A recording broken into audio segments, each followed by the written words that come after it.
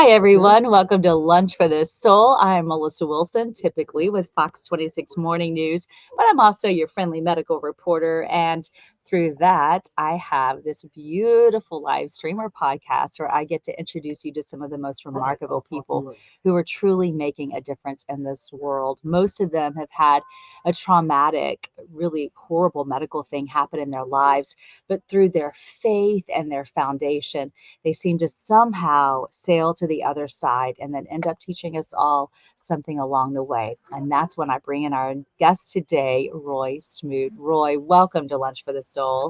Thank you, Melissa. It's an incredible pleasure being here.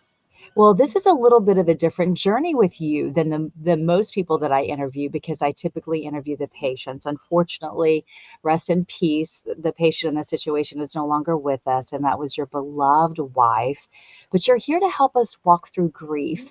We're all going to go through it. Every single one of us. Nobody, if you're living, is going to go through it. Maybe somebody's only experienced the loss of a pet so far, but get ready, because it's what happens, right? It's part of the cycle. It's the title of the book that we're going to talk about, It All Belongs, is that's it. Whether it's pain or joy or grief or extreme beauty, it all belongs in our lives. Let's talk about what got you to write this book in the first place. And that's because your beloved wife of 4 decades unfortunately got diagnosed with brain cancer. I first of all know that that had to be just a brutal diagnosis. Did they tell you in the very beginning that it was terminal, or did you start figuring that out along the way? When they found Judy's tumor, glioblastoma tumor, when they found it, they said, "I'll never forget the 8 words. You have a large mass in your right temporal lobe." And they did the biopsy to verify what they found. And then they told us that if it was indeed glioblastoma, that she had maybe 15 months, and it ended up being 10 months. So we knew right away it was going to be terminal. What you're doing now is you're trying to teach us that we can survive grief, and sometimes you feel like you can't, right? I think the biggest loss in my life were all four grandparents, my in-laws, my father. Those were, especially my dad, it was devastating. I felt like for a year I just got by. It was just sort of one foot in front of the other. And I feel like time is on all of our side. I think with a soulmate like you of 40 years, it's one of the most devastating things in life you can go through. And from what I see on your journey, and you may correct me, is for you, it was more like you had to get through 2 years before you felt like you were surviving. Was that about the timeline where you felt like you could breathe and have more purpose in this world? It was close to 2 years, and I had the wonderful help of some very dear people. And one of the beautiful things they did, Melissa, was they didn't try to fix me. And they may sound a little bit strange or ironic, but the people who helped me the most were those who didn't try to fix me. They walked with me. They listened with me. They even told me how angry they were sometimes as I was at God about separating Judy and I, things like that. That was, and it was, as you said, about a 2-year journey. I think a lot of us too go through, and something I feel we can really learn from you is we all have the friend who is going through some type of grief right now. And sometimes this is what drives me crazy. And it's just natural that this happens. Some people don't know the right thing to say, or they're afraid they'll say the wrong thing, so they don't say anything at all. They may back out of your life and you feel like you've lost them as well. What are some ideas for people, how we can help those around us with, I don't know if it's the right thing to say, but just to be there for them? Well, you said it right there at the end. Just be there for the person. There were times that people would contact me and say, let's go to lunch. Let's get together for coffee. There were times when I honestly did most of the contacting to people who were close to me or close to Judy. And I need to get together. I need to speak. One other thing that was, the people who spoke with me or listened to me, they also talked about Judy. I think a lot of people, well, I remember, they told me they were afraid to bring Judy's name up or talk about situations or history because they were afraid they would hurt me. It's just the opposite. Yes, it hurts sometimes, but their ability, their willingness to engage and talk about Judy and our Mm-hmm. experiences or them being with us brought back good memories, special memories. So if you don't know what to say, honestly, tell the person that's grieving exactly that. I Yeah, yeah. don't. I don't know what to say, but I'm here for you, and it's Exactly. okay. Your book is it has so much beauty and so much meaning in it. I want to show everybody first of all the cover, and this has so much meaning. Thanks to Betsy Harder Photography for sharing and letting us share this with everybody, because those drawings uh, are so powerful, I'm sure, to you because they were drawn by your wife. Did she ever, was she really into art before this, or did this tend to happen once she was going through such a really tough time? Judy was a an artist from high school, Mm. but for several decades she let that or it went to the background relative to her career, professional career, and things like that. But the last 20 years of her life, it started to reinvigorate within her, and she did a lot of custom original art, mandalas, as you just showed one of them on the Mhm. cover of the Here's some book. more. I mean, they're just spectacular. I mean, there's power in these. It's so beautiful. You feel like they tell a story almost, don't you? Yes, the last one, in fact, that you just showed, This one? kind of a chalk type setting. Mm-hmm. She did that in the last few months after she had a stroke, about 6 or 7 months after her brain cancer. And Mm-hmm. she was left-handed. She did this with her right hand. Mm-hmm. So she did not give up on it. And everything in the book, art-wise, are original creations. She used Mm-hmm. watercolor. She used images. And I would highly encourage anybody, if you think that coloring is for kids, I mean, I've got something else coming for you. There are amazing coloring books for adults. My son was diagnosed with cancer when he was a little boy, and we went through 4 years of chemotherapy. And I can tell you that one of the things that they did for us were to bring art into our lives. And everybody in my family, while we're waiting for these, 8-hour chemotherapy appointments and IVs everywhere, we were all coloring. And I tell you, it's healing. So I think that that's something that could help people go through grief.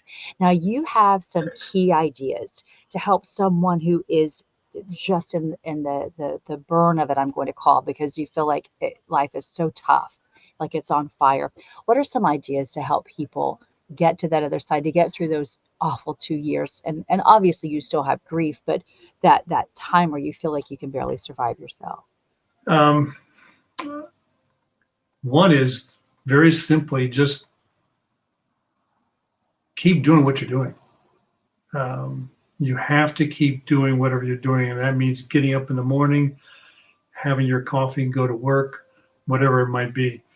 We don't know how strong we are. When I was working, and Judy and I, when she was going through her treatments and her surgeries, and then I was working after she died, I had several people come up to me and say, I don't know if I could do what you're doing or what you and Judy were doing. And I would look at them and say, you have no idea what you can do until it happens. Mm-hmm. Mm-hmm. We leaned into our faith. We leaned into our trust and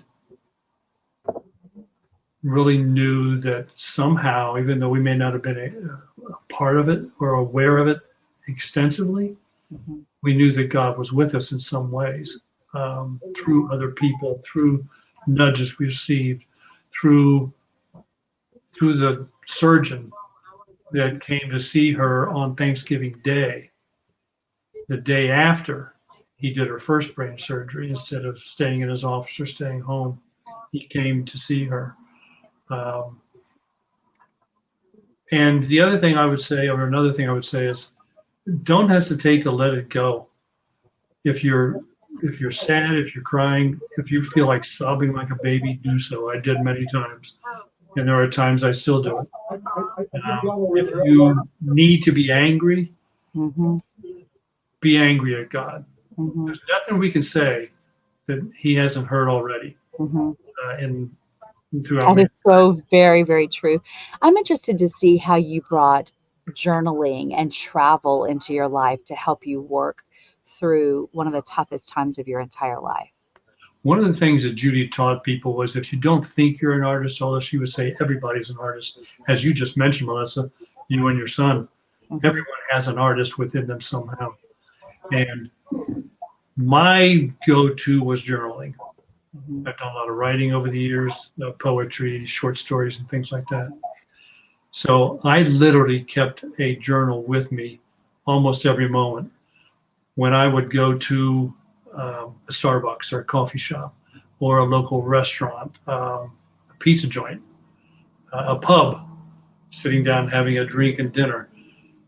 I traveled out west on a journey that I needed, and I took my journals with me to the Grand Canyon and the Great Smoot, the Rocky Mountains.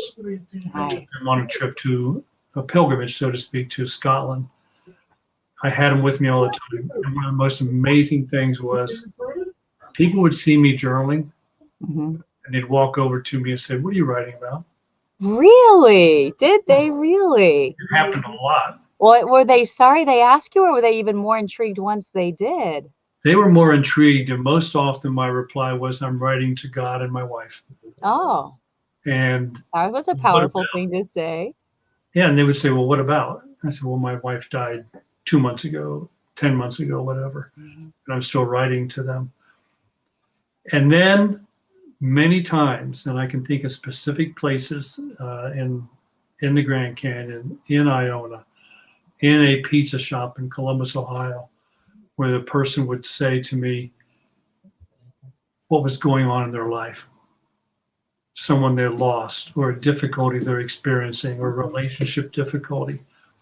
It's I don't know if it was them seeing someone hurting and being vulnerable, Mhm. allowed them to be vulnerable with me.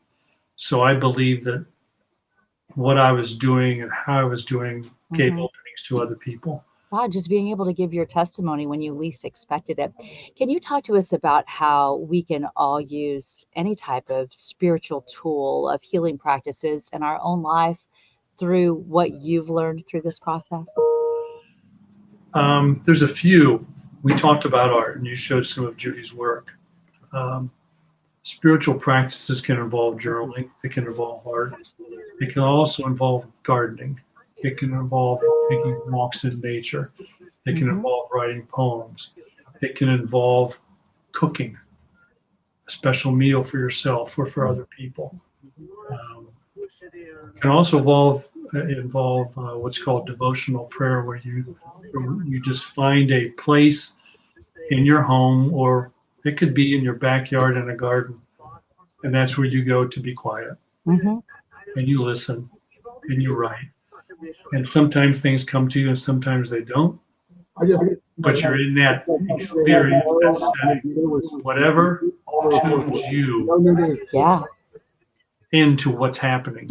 I think it is so empowering to have a place like that. There's even a movie of the prayer closet, which prompted me to get my own prayer chair and my own prayer garden. And it's just that place where people know, if my kids know if I'm having a bad day, to go out to the prayer garden, that's where you'll find me. But I do think it doesn't matter where it is, if you can find that place, it makes a huge difference in your life. and Don't express you yourself. think, and I'm sorry, I didn't mean to interrupt you, Sorry. that and one thing that you do mention in your book is the fact that we can all find light in these tragic times. We can all find grace in our lives. We can find light at the end of the tunnel. Sometimes you do have to look pretty hard for it. When was that aha moment for you that you could have a peaceful life again? There were two steps in that. One, I was driving home one time from a grocery store trip, and there was a terrible, terrible storm going on, and then it moved out very quickly.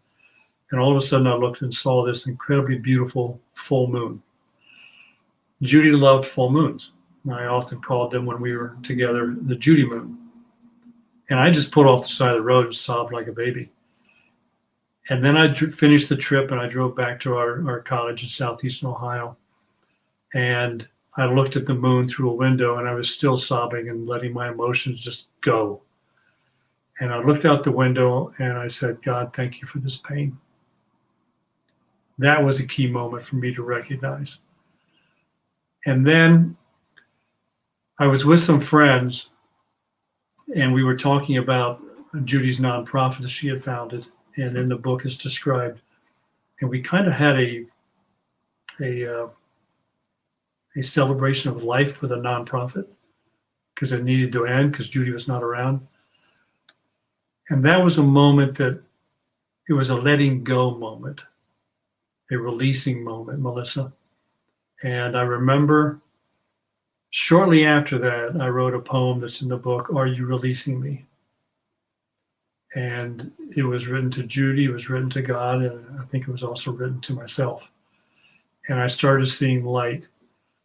And then one final thing about light, a dear, dear lady came to me and said, expressed her incredible anger at God for separating Judy and I, or allowing us to be separated, I should say. Well, a few years later, and now that lady is my second wife, and God has given me the incredible joy of being loved by and loving two amazing women. And she brought light. Somebody said one time, you felt like you were in a pit. I said, yeah, I was in a dark pit. It was horrible. And the image came to my mind when I was talking to June. She didn't reach down and pull me out. She jumped down into the pit with me. And that goes back to being with the person that's hurting. And then she and I were in the pit, and God helped pull us back out. I hope that answers your question. It does. Oh my goodness, it absolutely does. And I think it can give people a whole lot of hope to know and to be looking for those things. And you got out of your house and you were brave enough to pack your bags and go travel. And that's hard to do alone. You talk about journaling in a restaurant. It's hard to go into a restaurant alone. I see it with my own mom after my dad died all the time. But the more you do it, the easier it becomes, right? So that you don't feel trapped in your house all the time. It's really important to keep going, isn't it? Yes, get as hard as it is, get out. Going to the grocery by yourself, going to the bank by yourself, going to a movie by yourself, going for a walk by yourself. Get out, because then you'll realize life is still going on. There's still a lot of people out there. But as hard as it is, do your best. Now, there are times you need to be alone. Yeah. Value them, but don't try your best not to stay there. As we wrap up, and I look at the title of your book, It All Belongs, Love. So you talk about everything and why you love this amazing woman, Judy. Loss, it was such a loss because of brain cancer. And then learning to live again, which is what you've been talking about, that we can all do. It's hard, but it can be done. I mean, you've covered it all, and you even share her side of the story, right, about how she had to grieve the loss of her own life. She grieved the loss of her own life. She also grieved the loss that she knew myself and relatives and friends would experience with her gone. That was one of her, maybe even her biggest regret. There was a part of her that was ready to leave. But there was a part of her that did not want to leave all the people. It's hard to let go, especially when she has the love of her life like you. But we know that you have an angel watching over you, and now you are almost being like an angel on earth for all of us to help us, because it's just unfortunately a matter of time before we experience the very feelings that you were discussing today. Roy Smoot, thank you for joining us. How can we find your book? You can find the book. The easiest way is to go to itallbelongsbook.com. Itallbelongsbook.com. There's there's more description about it, what it is, and there's a buy now button on it. That's probably the easiest way. It's available in other places, but that's probably the easiest way. All right, Roy. Well, thank you for sharing your journey with us. I'm happy that you're doing so much better now and are strong enough to be able to make a difference in our lives. Thank you again for that. Thank you, Melissa. And I just want to remind you all, if you joined us late and you want to see everything Roy had to say, it's super easy to do. Just head on over to our Fox 26 YouTube page. That's where you'll find all my Lunch for the Soul editions. Always a joy to have you here. If you have any ideas, you send them my way. You can find me at Fox 26 in Houston, Texas. Until next week, same place, same time. Wednesdays is 12:30 is where I would love to see you next week. Thanks for being here.